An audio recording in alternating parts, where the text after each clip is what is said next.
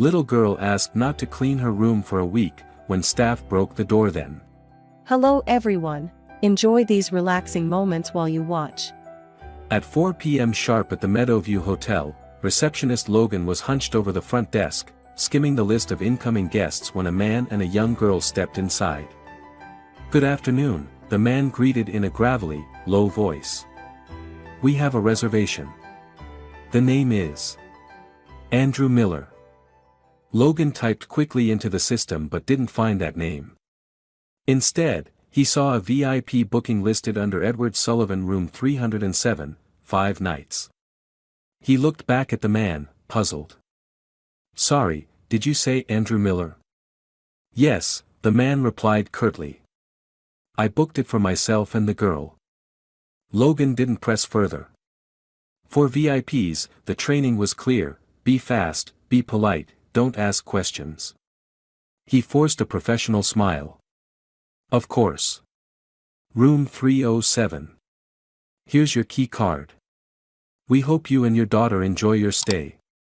The little girl lifted her chin just slightly. Her voice was quiet, but every word was clear. "Please don't clean our room for 5 days. My dad says we shouldn't be disturbed." Logan paused. Most "do not disturb" requests lasted a few hours, a day maybe, but 5 days? Sure," he said awkwardly. "I'll make a note of it in the system." The man said nothing else. He grabbed the suitcase and headed for the elevator. The girl followed behind, walking slowly, eyes downcast, never turning around. Logan stared after them for a moment, then leaned over to his colleague. "That little girl, something about her eyes. She looked scared." Lucy, another receptionist, glanced up without much interest. "They're VIPs. Don't ask questions. Last month some guy rented an entire floor and wouldn't let anyone come near it." "But let it go, Logan. Get back to the desk." Up on the 3rd floor, room 307 sat in silence. A faint beep sounded as the key card unlocked the door. It closed softly behind them, sealing off the man and the girl from the rest of the world. Lily set her small backpack on the bed. She didn't turn on the TV. She didn't explore the room like most kids would. Instead, she sat quietly on the edge of the bed, her head lowered, hands clasped tightly in her lap. The man who insisted she call him Dad walked around the room, inspecting the locks, checking the windows, pulling the curtains closed. He took off his sunglasses but left his mask and hat on. "No talking to anyone. Got it?" he said. Lily nodded faintly. "If someone asks, you say I'm your father. Your mother's dead. There's no one else. Understand?" "Yes." He stared at her, then stepped closer, voice lower. "We'll stay here for a few days, then head to Lisbon. From there, we're going abroad. No one's going to find you. You hear me?" She nodded again. No tears, but her lips trembled. That evening, the hotel kitchen received a room service order from 307. 1 adult meal, a small bowl of soup for a child, warm water, and a glass of milk. Claire, the staff member assigned to the 3rd floor, was the one who brought it up. She knocked softly 3 times. "I'm here with your food." No reply. Claire waited a few more seconds, then set the tray down outside the door, standard procedure for "do not disturb" guests. As she turned to leave, the door shifted slightly from the inside, and a hand reached out, pulling the tray in. She turned back, only to find the door already closed again, as if it had never opened. Claire frowned. She was sharp and not one to meddle in guests' affairs, but the silence and strangeness of room 307 left her uneasy. She continued her rounds to other rooms, but the image of that cold hand dragging in the tray lingered in her mind. The next morning, Logan asked Claire when she came down to the lobby. "Did you notice anything in room 307? "No. The door didn't open. They just pulled the tray inside." "They I mean, it was an adult's hand. Never mind. Did you see the girl? She looked odd. Lucy overheard and chimed in. Don't overthink it. Maybe she just lost her mom. She's grieving. Logan nodded, but his voice dropped. I checked the system. The reservation was made under Edward Sullivan.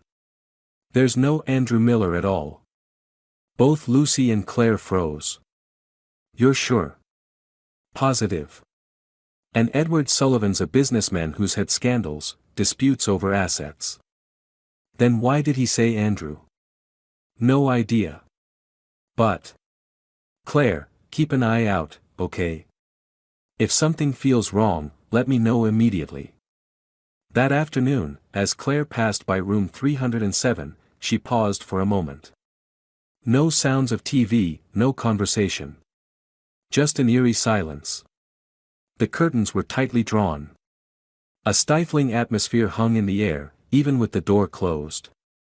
She knocked gently 3 times. Excuse me, I can clean the room if. A voice shouted from inside. I said do not disturb. Go away.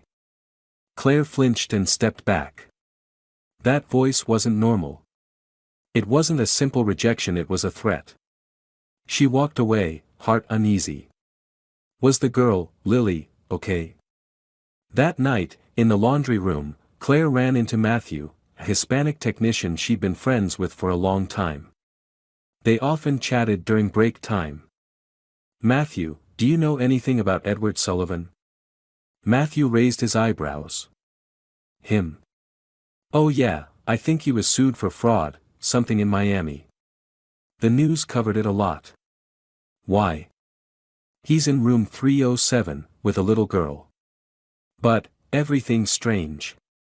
Matthew shook his head. You better be careful. Some things, you don't want to get involved in.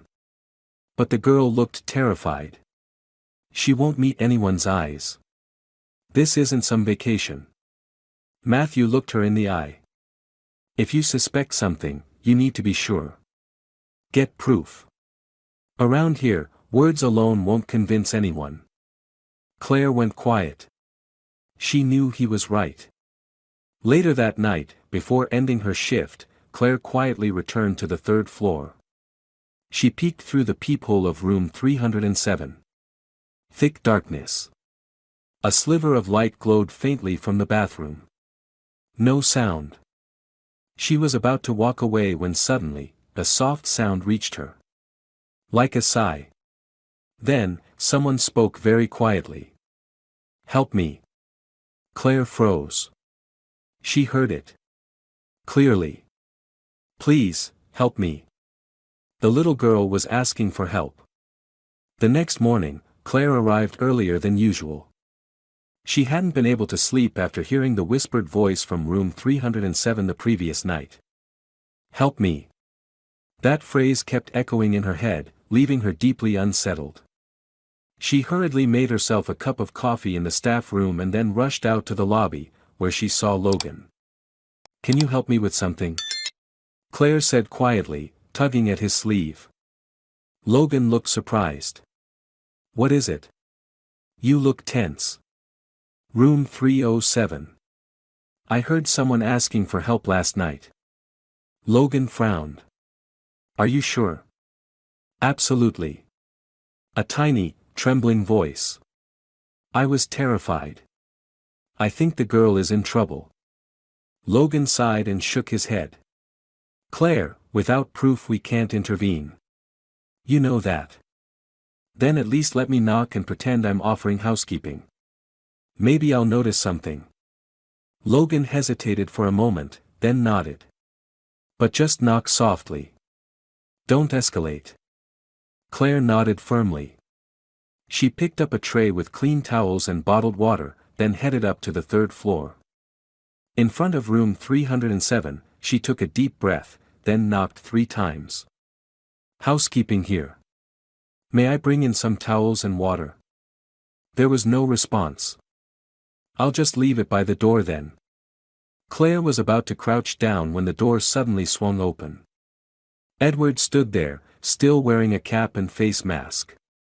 But this time, his eyes were bloodshot with fury. His voice came out ice cold.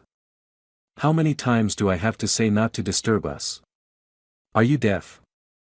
Claire flinched, stumbling back and almost dropping the tray. "I am sorry. I just... Get out of here. If I see anyone come near again, I'll sue this entire hotel." The door slammed in her face so hard the tray in her hands shook violently.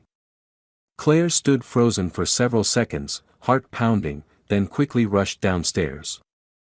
In the lobby, she recounted everything to Logan, her face pale. He was furious. His eyes looked like he wanted to tear me apart. Logan scratched his head. "This is strange, but VIP guests are entitled to privacy. I'll report it to the manager." That afternoon, lunch for room 307 was prepared as usual, one large portion and one small for a child. This time, Lucy was the one delivering it. She didn't say anything, just set the tray by the door, knocked once, and walked away.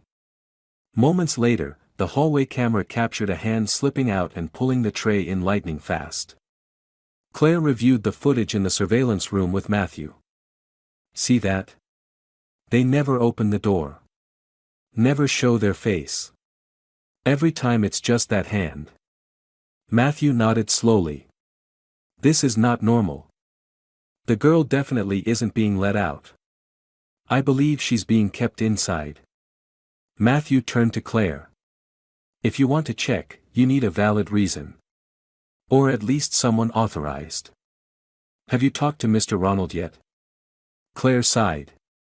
"Not yet. But I'm afraid he'll just brush it off like usual."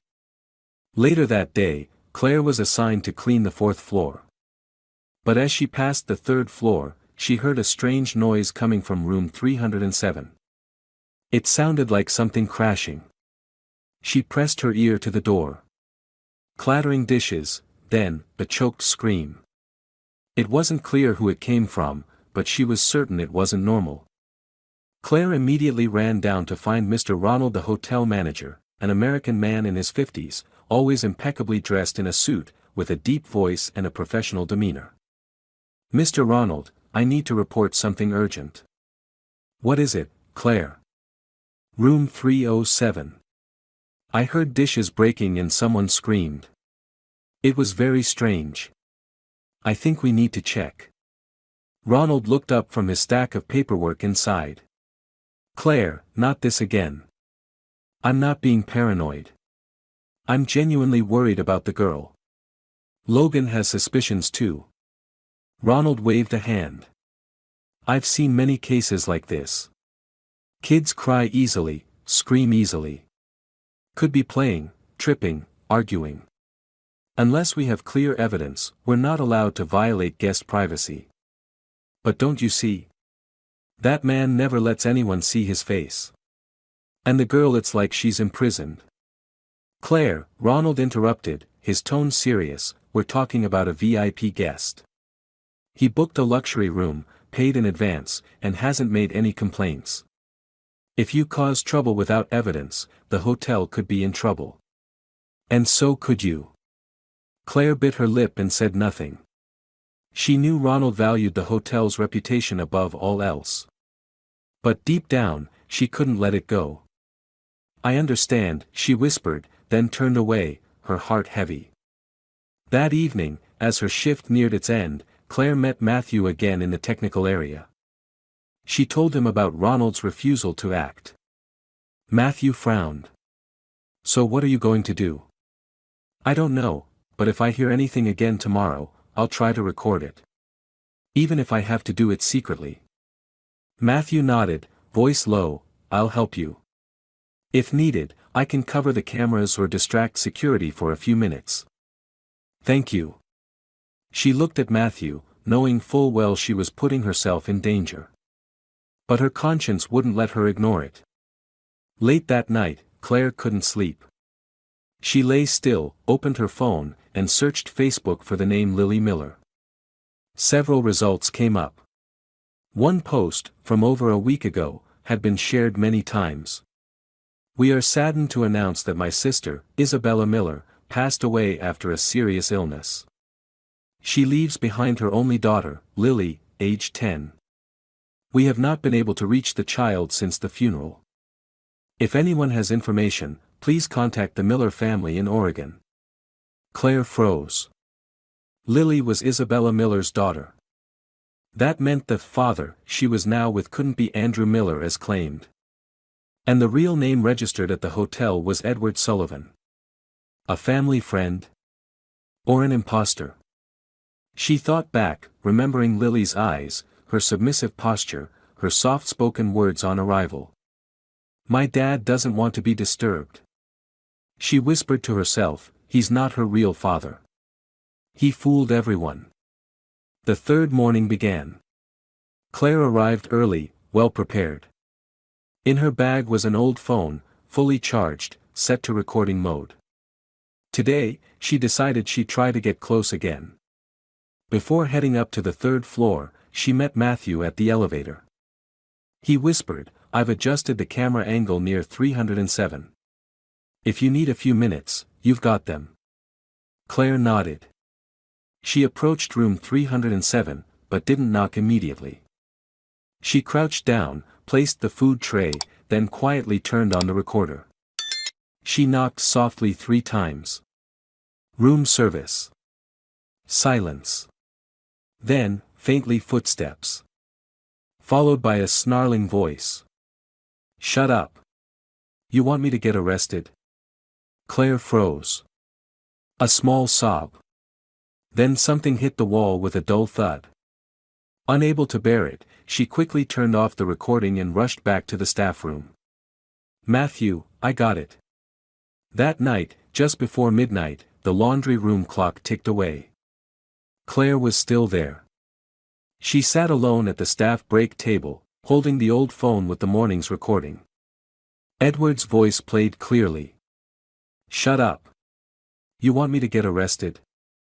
Then the harsh sound of something striking the wall followed by a whimper. Even though she'd played the clip several times, each replay sent chills down her spine.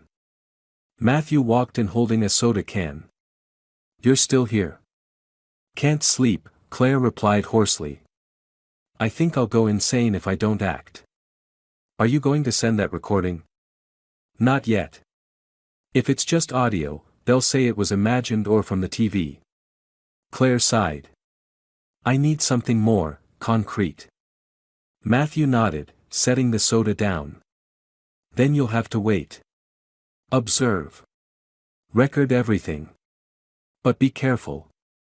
Someone like Edward can snap easily." "I know." Claire clenched her fists.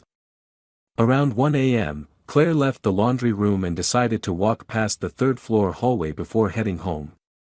No flashlight, no gear. She moved quietly, like a ghost in the hotel. Passing room 307, she stopped. A faint sound reached her ears. So small, so weak. Claire pressed her ear to the door. This time, it wasn't screaming or crashing. It was crying. Soft, whispered sobs, coming in small waves, endless. "Lily," Claire whispered. In that moment, she wanted to break the door down, consequences be damned. But she knew if she did, she'd be fired instantly, possibly even sued by Edward. She turned and walked away. But her heart felt crushed. The next morning, Logan greeted her by the coffee counter. "You stayed again last night?" Claire nodded, dark circles under her eyes. "Heard crying." "It went on for half an hour." Logan frowned. "We have to tell Mr. Ronald." "I already did. He ignored me." "Do you have proof?" Claire pulled out her phone and played the recording. Logan listened silently for a few seconds, then nodded. "This afternoon, I'll try to speak to him again. As for me, I want to dig deeper. Edward can't be her father." Logan said, "I'll talk to Lucy. She knows someone in the police. If needed, they can check his ID and background." Claire nodded. Thank you. I'm really worried. That afternoon, as usual, the meal for room 307 was prepared. But this time, Claire requested to deliver it herself. She stood in front of the door, knocked 3 times like always. "Here's your food." No response. Claire gently placed the tray down and lingered. She pretended to adjust the tray, eyes glancing at the peephole. The light inside remained off. A full minute passed. Then, the door creaked open slightly. The same long, thin hand darted out to grab the tray. But this time, Claire noticed something different. Yesterday's milk was still there, untouched, sitting by the door. She bent down to inspect. The milk had gone sour and curdled. No one had touched it. "Lily isn't getting proper food," Claire murmured. Later that day, in the staff room, Logan whispered to Claire. "I found out. Edward Sullivan was convicted for document forgery 4 years ago. And there's no record of him being a legal guardian or relative of Lily. So he fooled everyone," Claire whispered. "He's definitely not her father." Logan nodded. "I told Lucy. She'll talk to her friend in the police. But unless there's solid evidence of abuse, they may not intervene right away. Then I'll make it clear." That evening, Claire met Matthew again in the technical room. She told him everything that had happened. "I think something's going to happen tonight," she said. "He's stopped feeding her. And she cried nearly all night." Matthew exhaled. "You can't wait anymore. But if we call the police, they'll need someone to confirm the situation is dangerous." Claire paused, then murmured, "What if I record her crying tonight? Get it really clear." Matthew replied immediately, "I've got a handheld mic. Techs use it to test wall acoustics. You can try using it." Claire lit up. "Can you bring it for me?" The third night passed heavily. Claire stood waiting in the third-floor hallway, holding the compact recording device Matthew had given her. She attached the mic to the wall next to room 307 and stood completely still. 12:40 a.m. The sobbing began. There was no doubt this time. It was Lily. The sound was heartbreakingly clear. The girl cried, her breathing ragged, like she was utterly terrified. Then a trembling voice. "I'm sorry. I'll be quiet. Please don't tie my hands again." Claire covered her mouth, eyes filling with tears. She stopped the recording, clutched the device, and ran straight down to the lobby. In the surveillance room, she played the audio for Matthew, Logan, and Lucy. Lucy whispered, "Oh my God." Matthew clenched his fists. "This is real evidence." Logan looked at the clock. "We have to call the police now. No more waiting." Claire nodded and pulled out her phone. "I'll be the one to call." Phone pressed to her ear, Claire paced the surveillance room, her voice tense. "Yes, I'm reporting a serious situation. A little girl is locked in a hotel room, Meadowview Hotel, room 307. I have audio evidence. There may be child abuse involved." On the other end, the police dispatcher asked. "Ma'am, who are you? Are you a hotel employee?" "Yes. My name is Claire Reynolds. I work in housekeeping. The girl's name is Lily, and she's with a man named Edward Sullivan. But he's pretending to be someone named Andrew Miller." "Okay, we'll verify the information. But unless there's visible evidence, we might not be able to force entry." Claire exclaimed, "I have the recording. You can hear her begging. The entire hotel knows he doesn't let anyone near the room. Can you send us the file?" Claire turned to Logan. "Can you send them the recording? Right now?" Logan nodded, inserted a USB into the computer, and began transferring the file. Lucy stood nearby, whispering, "Ronald's not going to be happy." Claire replied coldly, "I don't care. If he's trying to protect a criminal, then he deserves to be fired." 15 minutes later, Ronald walked in, his face tight with stress. "I heard someone called the police." Claire stood up straight. "Yes. It was me." Ronald froze. "Are you insane? This is a hotel, not a police station. Do you know what kind of trouble this could cause if you're wrong? He's not the girl's father. I found the information. Her mother, Isabella Miller, just passed away. There's no Andrew. The reservation was under Edward Sullivan, who has a criminal record." Ronald growled, "Where did you get that?" Claire held up her phone, showing him a post. "After my sister's death, Lily went missing. Our family is looking for her. Please help." Ronald fell silent. But then he quickly put on his professional demeanor. "But there's no official confirmation from the family yet. And the guest hasn't done anything clearly illegal. Did you even listen to the recording? She begged not to have her hands tied." Ronald gritted his teeth. "You had no right to investigate this on your own. You've overstepped your authority. And if something happens to that girl today, who takes responsibility? You." Ronald looked at Claire, then glanced at Logan and Matthew, both clearly on her side. "Fine," he said, voice lowered, trying to stay calm.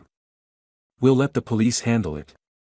But starting now, you're suspended until the investigation concludes." Claire stared at him without a word. She removed her name badge and set it on the table. A few hours later, after returning home, Claire continued her search.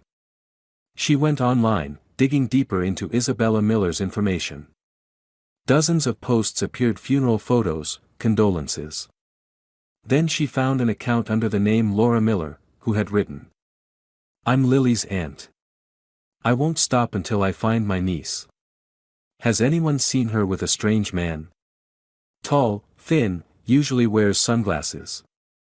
Claire immediately messaged Laura, attaching a still image from the hotel's hallway camera. Edward dragging a suitcase, Lily trailing behind. "You're Lily's relative, right? I believe she's being held at Meadowview Hotel." "I work there." Laura replied almost instantly. "Oh my God. That's him. I've been looking for weeks. I have the legal paperwork showing I'm her guardian." Claire typed quickly. "Police have been alerted. I'll keep watching. Don't lose track." Early morning on the fourth day, the hotel was still quiet. Though suspended, Claire returned and stood just outside the lobby. Lucy spotted her and rushed over. "What are you doing here? I need to know if Lily's still alive." Lucy glanced around, then pulled Claire closer. "Ronald ordered everyone to avoid room 307. But last night, Logan secretly pulled more nighttime footage. You need to see it." "What's in it?" Edward brought down 2 large black trash bags to the basement around 1 a.m. He kept going back and forth like he was hiding something. Claire felt a chill up her spine. 2 big bags. Lucy nodded. "Matthew's reviewing the footage now." In the back of the technical room, Matthew played the video on a small screen. The third-floor hallway appeared, grainy. Edward, familiar in cap, mask, and dark glasses, was dragging 2 huge black trash bags, both unnaturally full. Matthew said, "See that? Doesn't look like regular food waste. And that wasn't trash disposal time. Did you follow him after?" "Yeah. He went straight to the basement. But the cameras down there were disabled." Claire was stunned. "Disabled?" "Yup. Basement feed went dark for about 20 minutes. Claire took a step back, whispering, "He could have taken something out, or someone." Matthew nodded. "I reported it to the police when they arrived. But they'll need a warrant to search." "What about Lily? Was she seen afterward?" Matthew opened another daytime clip from early that morning. The camera, angled to spy through the door gap, showed no sign of Lily. She didn't come out for food. No trace of her. Claire clenched her fists. I can't wait any longer. She picked up her phone and messaged Laura Miller. Any updates from the police? Laura responded. They're requesting more footage. I faxed my guardianship papers to the Chicago PD. I'm flying in this afternoon. Claire replied. I'll be waiting. At noon, something unusual happened. The meal tray left at room 307 was still untouched at 2 p.m. Logan, passing by, frowned. That's the first time they haven't touched their food. Claire waiting outside heard it and immediately called Matthew. What if she can't eat anymore? Matthew's voice darkened. Or worse, she's no longer in the room. Claire tightened her grip on her phone. Panic spread through her chest. That afternoon, Claire sat waiting outside the hotel. It had started to drizzle. She wore a raincoat, hiding her phone inside the pocket. Just before 5 p.m., she saw a middle-aged woman step out of a taxi, tall, brown hair tied back, carrying a stack of papers. The woman looked around and headed toward the entrance. Claire stood up immediately. Are you Laura Miller? The woman turned, eyes full of concern. Claire. Are you the one who messaged me? Yes. Laura grabbed Claire's hands. Thank God. Thank you. Claire led Laura to the surveillance room where Logan was on duty. She handed over her legal guardianship papers. This is the lawful guardian. The police need to be here now. We can't wait any longer. Logan nodded and picked up the phone. I'm calling them right now. Less than 20 minutes later, 2 officers arrived in the Meadowview Hotel lobby. One was a tall man in uniform, Officer Samuel Owens. The other was Natalie Jameson, a specialist in missing children investigations. Logan quickly escorted them to the surveillance room, where Claire and Laura were waiting. As the footage from the night before played, Samuel frowned. This is when he brought the 2 big black bags to the basement. Yes, Matthew confirmed. After midnight at 1:12 a.m. Straight from room 307 to the basement. Natalie leaned in close to the screen. When did the basement camera go offline? Matthew typed rapidly. From 1:14 to 1:34. 20 minutes. What's strange is that there's no system error. It looks like someone intentionally cut power to that section. Laura clutched Claire's hand, her voice shaking. If my niece was in one of those bags. Claire whispered, we won't let that happen. Samuel turned to Natalie. We need to inspect the room first. Without physical evidence, we can't force entry yet.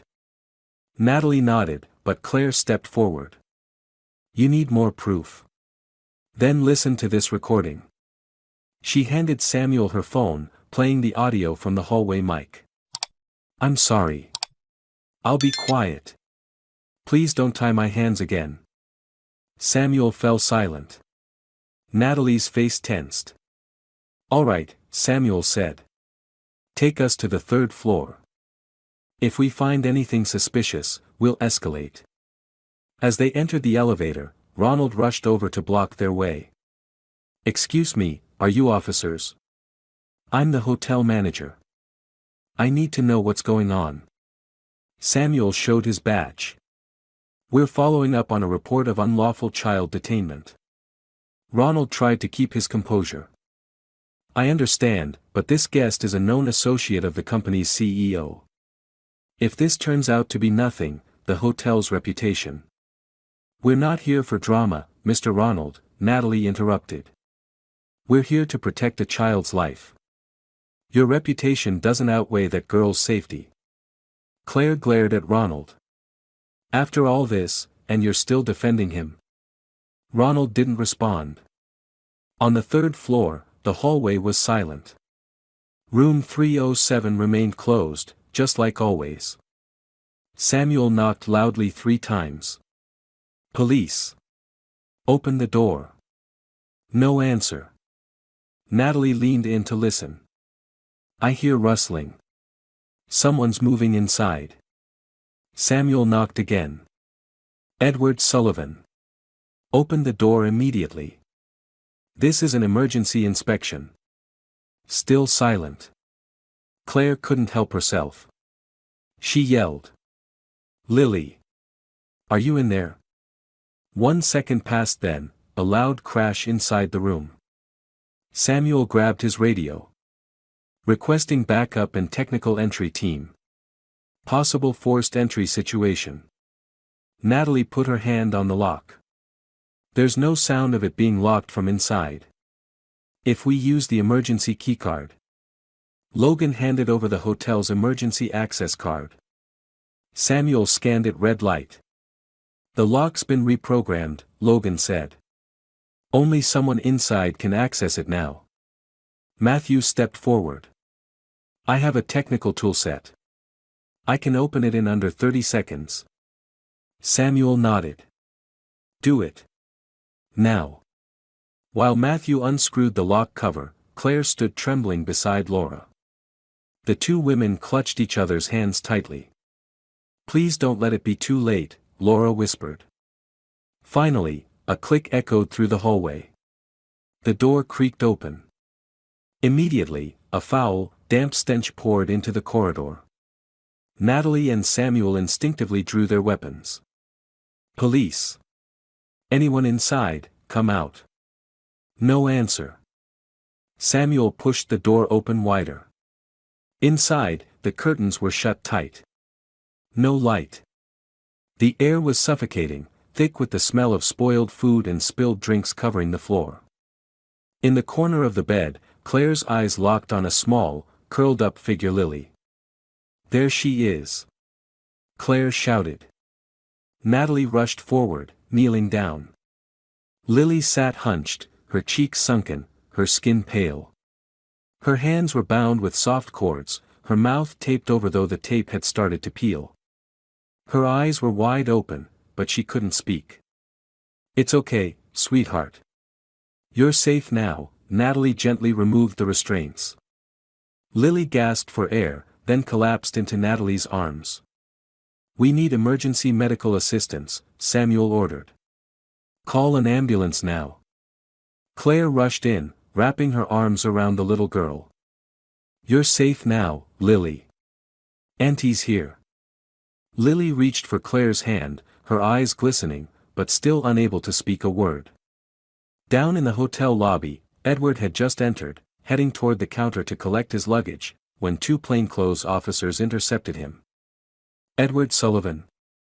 What is this about? He asked, face suddenly pale. You are under arrest for unlawful child detainment, identity fraud, and child abuse. You have the right to remain silent. Wait. You're making a mistake. I'm the girl's father. We have verified the legal guardian is Mrs. Laura Miller, the officer said coldly. The child was found in a state of medical emergency. Edward struggled. You don't have proof. We have audio recordings, security footage, and witness testimonies. Samuel appeared behind him, voice cutting. And we have the girl. The one you denied food for 2 days. Edward froze, then lowered his head. The ambulance arrived moments later. Natalie carried Lily out, wrapped in an emergency blanket. Laura ran alongside, tears streaming down her cheeks. Sweetheart. I'm here now. Lily looked at her briefly, then turned back to Claire, gripping her hand tightly. Would you come with her? Natalie asked. Claire nodded and climbed into the ambulance. Logan watched them go, gently patting Matthew on the shoulder. She did the right thing. Matthew replied quietly, every extra minute she waited, could have been 1 minute too late. Inside the ambulance, Claire sat holding Lily's tiny, ice-cold hand. The girl, though untied and untaped, still couldn't speak. Her eyes remained fixed on Claire, as if she were clinging to the last life raft in an ocean of fear. She's severely dehydrated, the medic said, checking her pulse.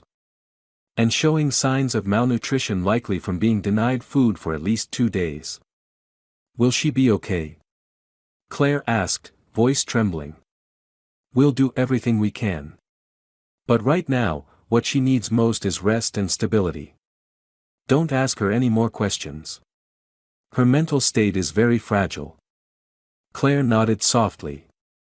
She brushed Lily's hair and whispered. You're almost free, sweetheart. I promise. Lily didn't speak. She closed her eyes, but kept her hand locked in Claire's. Back at the Meadowview Hotel, Ronald was a nervous wreck. He paced the surveillance room while his phone buzzed non-stop. On the other end was the corporate manager demanding a detailed report. I understand, yes, completely, but this situation developed so suddenly, Ronald stammered. Lucy stood in the corner of the room, looking at him with deep disappointment. What are you going to report? She asked. That you knew a child was being held and told the staff to stay silent. Ronald turned and snapped, you watch your mouth. And me? Logan entered the room. Should I stay quiet too? Because you're afraid the hotel's reputation will take a hit? You don't understand, Ronald shouted. We're a business. The customer is always right. We can't act based on personal feelings. What about conscience? Claire said sharply, walking back in. How many kids have to suffer just so you can keep your job? Ronald went silent. Claire marched forward and threw her name badge on the table. I'll take whatever consequences come. But I will not stay silent another minute. She turned and headed back to the surveillance room, where Matthew was reviewing one last clip from the basement cameras. He paused when he saw her. You okay? No. But Lily's worse. Matthew sighed. I just found something else strange. Right before Edward dragged out those 2 black bags, he stood outside the door for 5 whole minutes. Didn't move. What was he doing? Not sure. But when I zoomed in, I saw something small in his hand looked like a phone or a remote. Could have been a signal jammer or remote trigger. To disable the cameras? Matthew nodded. Exactly. He knew the system. Might have worked in the industry before. Claire frowned. We need to tell the police. I already did. They're planning to search the basement tonight. Meanwhile, Edward was being held at the Chicago Central Police Department. He remained silent through the entire interrogation. Do you have any blood relation to the child? The officer asked. No comment. Do you know who the legal guardian is? Silence. Do you admit to being Edward Sullivan, the man previously charged with document forgery? He only bowed his head, muttering one sentence. I'm her father. The officer slammed a file down on the table. This is the mother's death certificate. This is the guardianship confirmation for Laura Miller. And this is your real ID. Nowhere does it say Andrew Miller. Edward clenched his fists but said nothing more. The officer shook his head. Unlawful detainment. Child abuse. Identity fraud. That's enough to land you 10 years behind bars. At the hospital, Laura sat outside the emergency room, her eyes swollen from crying. Claire walked over and sat beside her. I'm sorry I didn't act sooner, Claire said softly. Laura looked at her, eyes brimming. No. I'm the one who knew she was missing and couldn't do anything. I've been everywhere, hotels, resorts. He changed names, used fake cards. What did he want? Claire asked. Money, Laura choked. Lily's father, my brother, died in a car crash. He left a large inheritance. His will stated, if Lily's mother also passed, the legal guardian would hold the assets until she turned 18. So he faked the documents, claimed guardianship, and tried to steal it? Laura nodded. He was an old friend of my brother's. Used to be a financial manager. He knew all the loopholes. Claire squeezed her hand. Thank you for making it in time. That evening, Claire returned to the hotel to pack up her things. Though officially resigned, she wanted to say goodbye to a few friends. Matthew found her in the service corridor. You hanging in there? Claire nodded. I need time. But I don't regret anything. Matthew handed her a small bag. I printed out all the video footage related to the case. Time-stamped and backed up. If you need to give it to a lawyer or the press, use it. Claire took the bag, touched. You think it should go public? The more people know, the fewer kids have to go through what Lily did.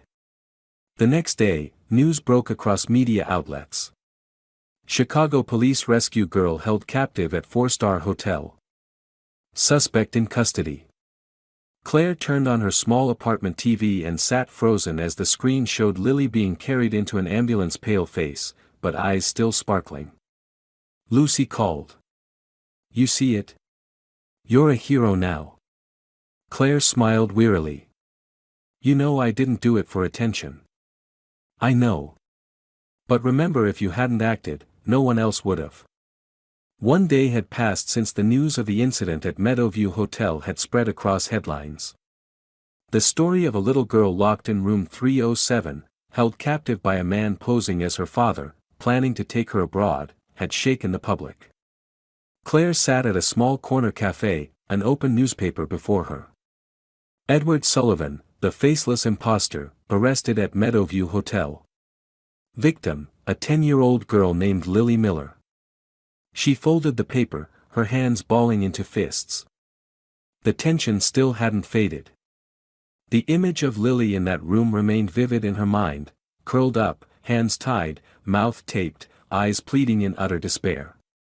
She had never imagined that one day, her job cleaning hotel rooms would lead to saving a human life. That afternoon, Claire returned to the hotel, this time not as an employee, but to assist the police with a full basement inspection. Officer Samuel was already waiting with the forensic tech team. Matthew was there too, carrying electrical schematics and the building's full surveillance system layout. Thanks for coming, Samuel said. We need someone who knows the premises well. Claire nodded. If it helps clarify what Edward did to that little girl over those 5 days, I'm in. Matthew led the team down to the basement. The air was cold and damp. The fluorescent lights flickered overhead. He brought 2 large black trash bags down here on the 3rd night. Matthew pointed to a corner where a camera had just been repaired. This was the blind spot. He cut the signal using a jammer. That wire was previously sliced, then reconnected with electrical tape. Samuel signaled the forensic team. They began scanning the entire area. Within 5 minutes, one of them shouted. Suspicious object found. Everyone rushed over. In a dark corner near an abandoned storage area, 2 black trash bags were discovered still intact. The stench was overpowering. An officer unzipped the first bag. Inside was a pile of blood-stained cloth, soft restraints, a pair of pink children's shoes, and a torn towel with faded cartoon characters. Claire covered her mouth. Oh my God! Samuel inspected it closely. This is evidence. Not leftover food like he claimed. The second bag was opened, torn children's books, a bald-headed doll, and a crumpled child's drawing with the word "Mom" scrawled in colored pencil. Claire whispered, Lily drew that. Natalie, who had arrived moments earlier, picked up the drawing, her eyes misting over. He was trying to dispose of everything connected to her. As the investigation continued, Samuel pulled Claire aside. We traced flight bookings. Edward was set to leave the United States the following day. 1 ticket for an adult, 1 for a child. Both used forged passports. Very sophisticated. Claire frowned. So keeping Lily at the hotel was just prep for the escape. Exactly. The hotel was the final hideout, his launchpad to disappear. And if I hadn't called the police in time? Samuel nodded. We might be looking for a body now instead of bags. That night, Claire received a call from the hospital. It was Laura. "Lily's awake," she said, voice full of relief. "She's not saying much, but the first word she spoke was, 'Claire. I think, she misses you.'" Claire's throat tightened. "Is she okay?" She drank water, ate some thin porridge. The psychologist started gentle therapy.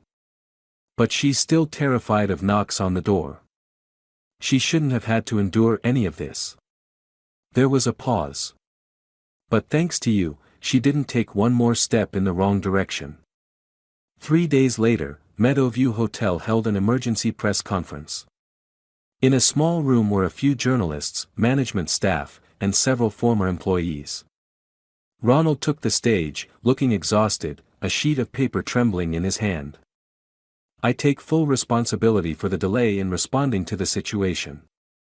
I misjudged the severity and prioritized the hotel's reputation over guest safety." Claire stood at the back, arms crossed. Lucy leaned in and whispered, "At least he's owning up to it." "Too late," Claire replied, eyes fixed on the stage.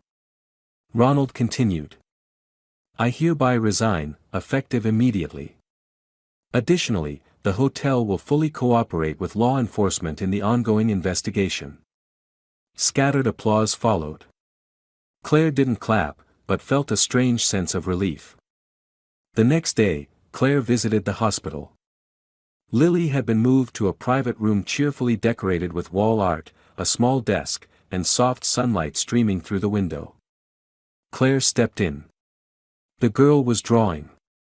"Tell me, are you drawing me right now?" Claire teased. Lily looked up, eyes lighting up. "You came." Claire sat beside her. "Of course. I promised, didn't I?" Lily held up the drawing. A little girl stood beside a woman in a housekeeping uniform. They were holding hands in front of an open door, sunlight pouring in behind them. "It's the door to room 307, Lily said softly. "But you opened it." Claire smiled gently, eyes welling up. "No, sweetheart. You walked through it." 1 week after leaving room 307, Lily remained in a special care unit at Chicago Children's Hospital. She was eating again, speaking in short phrases, but every night, she woke with a start. The sound of knocking, latching doors, or even footsteps in the hallway still made her tremble. Claire visited that Saturday afternoon, bringing a box of crayons, a few children's comics, and a toy piano. "Do you like music?" Claire smiled, placing the piano on the table. Lily nodded slightly. "My mom used to teach me songs." Claire sat beside her. "Then let's sing together. Do you remember any?" "Yes. Twinkle, twinkle, little star." Her voice was quiet, hesitant, but no longer filled with the fear of those first days. Claire gently played along on the toy piano, the notes childish and clunky, but warm. Laura stood just outside the room, eyes red, afraid to interrupt. When Claire came out, she said softly, "You've done what no one else in my family could." Claire shook her head. She walked out on her own. "I just opened the door." The next morning, a child psychologist named Martha Collins visited Lily.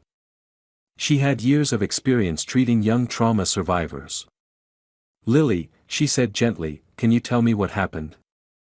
No need for details, just whatever you feel ready to share." Lily clutched her pillow tightly. I don't know where to start. Maybe from when you met Mr. Edward." The girl lowered her head, her voice slow and uncertain. "My mom died. I didn't really understand it. I remember a crowded house, people whispering. Then one day, Mr. Edward came. He said he was a friend of my dad's. Said he'd take care of me, take me on a trip. I believed him." Claire sat nearby, her hand resting on Lily's shoulder. "What did he say?" Martha asked gently. "He said Aunt Laura didn't like kids. That if I went with her, I wouldn't get to go to school, or have toys, or anything. I got scared. I thought, maybe he was right. Claire looked at Laura. She clenched her hands tightly but remained silent. And after that? Martha asked. I had to call him Dad. I wasn't allowed to talk to anyone. If anyone asked, I had to say, my dad is busy. Please don't disturb. I had to memorize it. Claire squeezed Lily's hand softly. Every time we moved, he changed his name. Once he was Miguel. Then Andrew. I wasn't allowed to look at anyone for more than 5 seconds. No smiling. Martha took notes. Did he ever hit you? Lily shook her head. No. But, if I said the wrong thing, he wouldn't let me eat. Once I forgot to close the bathroom door. He didn't give me dinner. I was so scared I couldn't sleep. What about at the Meadowview Hotel? Lily shivered. Room 307, he called it the quiet room. I had to be silent for 24 hours. I couldn't leave the room. Only look at the light from the bathroom. Were your hands tied? Because I cried. I missed my mom, and I screamed. So he tied my hands with cloth. It didn't hurt, but I couldn't move. Claire tried to hold back tears. Her eyes burned. Then you came. I heard you knock. I wanted to scream, but I was too scared. So I just cried. You heard her more than once? Martha asked. Yes. Her voice was soft. Not like his. I knew, she wasn't like him. After the session, Martha met privately with Laura and Claire in the hallway. She has a good chance of recovering. But it'll take time. The most important thing now is helping her feel in control again. She's lived in fear without any say in her life for nearly a month. Should we transfer her to another hospital? Laura asked. Not necessarily. But I recommend moving her somewhere peaceful. Away from the city, for now. She can come back to Oregon with me, Laura said. My home's in the woods, near a stream, with birds and quiet. Claire nodded. If she can go back to learning, to playing, to drawing and singing. She'll come back to life. 3 days later, Laura's car rolled away from the hospital. Lily sat in the back seat, hugging a brand new teddy bear, Claire's parting gift. Claire stood at the hospital gate, waving. I'll write you letters. You have to answer them. Lily rolled the window down. Do you have my new room number? Not yet. Room 18, Lily smiled softly. It's not 307 anymore. The words made Claire laugh, even though her throat tightened. The car disappeared behind the trees. 2 weeks later, Claire received her first letter. On pink stationery, written in Lily's clumsy handwriting. Dear Miss Claire. I've started playing piano again. My mom used to teach me the song Estrelita. Now I sing it for the birds in the woods. Aunt Laura grows purple flowers. I named them Claire because they look like your smile. Thank you for opening that door. Not just the door of room 307, but the door to my freedom. Claire placed the letter on the table, her eyes glistening. Not everyone gets the chance to save a life. And fewer still have the courage to stand up in a system that favors silence. 2 months after the incident at Meadowview Hotel, the trial of Edward Sullivan officially began at Chicago Central Court. The case drew massive public attention, involving a child, identity fraud, and illegal detainment in a well-known 4-star hotel. In the press, he was dubbed the Faceless Man, known for avoiding cameras, masking his identity, and evading capture for years. Claire was subpoenaed as a key witness. She arrived at court in simple clothes, no makeup, but with a determined look. Lucy came with her, whispering, "Are you nervous?" "No," Claire replied. "I want to look him in the eye one last time." In the courtroom, Edward sat silently between 2 officers. This time, no mask, no sunglasses, no cap. His face was pale, sunken, his eyes darting away. A far cry from the intimidating figure Claire had once faced. When the judge read the charges, the room fell completely silent. Defendant Edward Sullivan, you are charged with unlawful child detainment, identity fraud, abuse of guardianship rights, attempting to transport a minor abroad using falsified documents, obstruction of investigation, tampering with evidence. The defense attorney argued for psychological instability and a misguided attempt to protect the child's inheritance. But the prosecutor stood up, voice firm. The defendant had no blood relation, no guardianship rights. He fabricated a false identity, confined Lily in a hotel room for 5 days, denied her food, tied her hands, and taped her mouth, amounting to psychological torture. Claire sat in the front row, gripping her hands.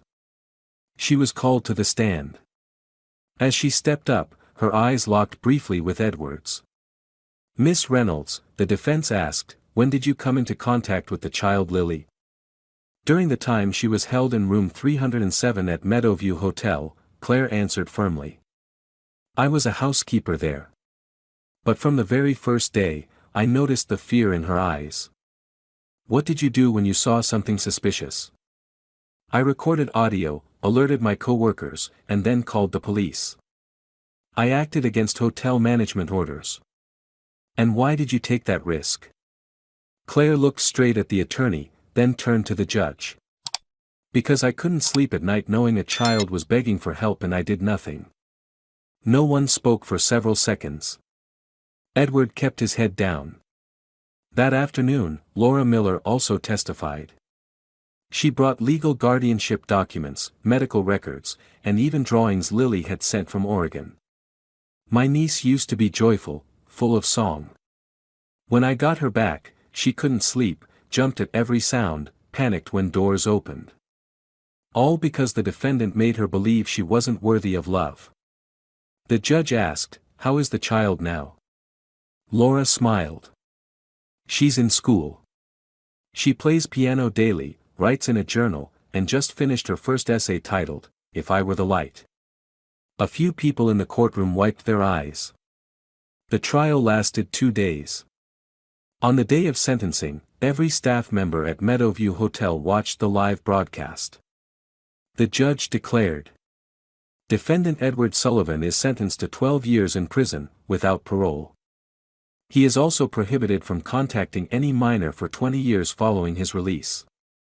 He didn't say a word, just stood still as the handcuffs clicked shut and he was taken away. Claire watched him leave. She wasn't angry anymore. Just cold with the realization. There were still others like him out there, thriving on silence, fear, and society's neglect. 2 weeks after the verdict, a package arrived from Oregon. Inside was a watercolor painting. A cozy house tucked deep in the woods, open windows, and a little girl seated at a piano. In the foreground, a sunlit path led to the silhouette of a woman walking toward the home. Underneath, Lily had written. Miss Claire. This is where I live now. There's a waterfall behind the forest. I go to school, I have friends, and I'm learning how to paint with watercolors. This painting is called The Road Home. You were the first person who showed up when I felt completely alone. You believed me, even when everyone else turned away. I'll never forget that door, the one you knocked on. I'm not scared of room 307 anymore. I painted it behind me. It's open now. Claire sat quietly, her eyes wet with emotion. Matthew, the technician, stepped in holding a coffee. Another letter? Yeah, Claire said softly. Lily sent me a painting. You gonna hang it up? Claire smiled. No. I'm going to keep it with me. To remind myself that sometimes, just knocking on a door can change someone's entire world. This story is a powerful reminder that staying silent in the face of injustice makes us part of the problem. Without Claire, someone who chose to listen and act, Lily might have vanished forever. The most important truth is this: we all have the ability to make an impact. No titles, no special authority needed. Just the courage to respond to someone else's suffering. In a world full of indifference and deceit, it's persistence and compassion that can unlock the door to freedom for a soul in chains. If you enjoyed this story, we invite you to give it a like and subscribe to our channel. Your support motivates us to keep bringing heartwarming stories almost every day. We are very grateful for your support. See you soon.